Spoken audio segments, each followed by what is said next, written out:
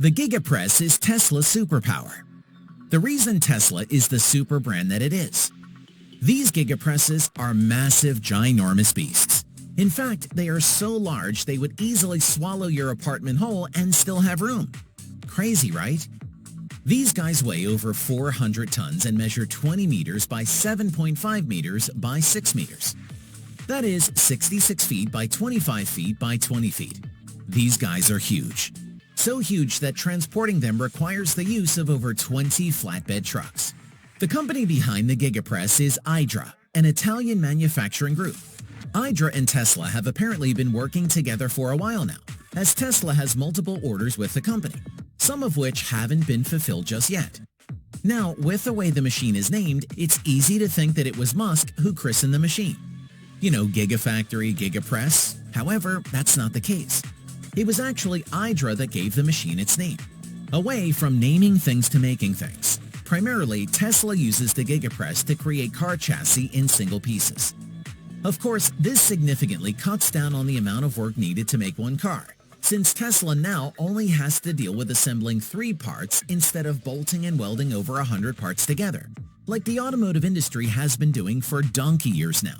Alright, so if you were wondering what a Giga Press is, it's actually a die casting machine, but an astronomically large one, obviously. However, at the heart of this gargantuan machine, it still functions as a regular die casting machine.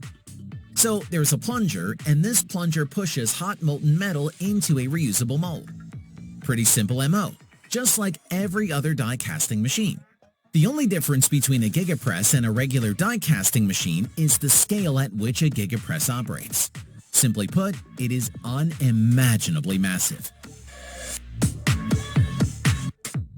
Now, there are different stages involved in the making of a car chassis using the Giga Press.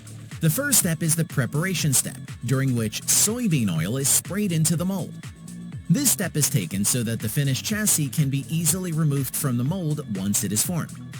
Without this step, the robot wouldn't be able to take out the chassis and the mold won't be reusable. After the preparation step has been carried out, it's time to melt the metals used to make the chassis. Now for Tesla, the metals used to make the chassis are aluminum and silicone. So in other words, Tesla's chassis are actually made of an alloy. Anyway, the melting point for the aluminum-silicone alloy is somewhere around 850 degrees Celsius.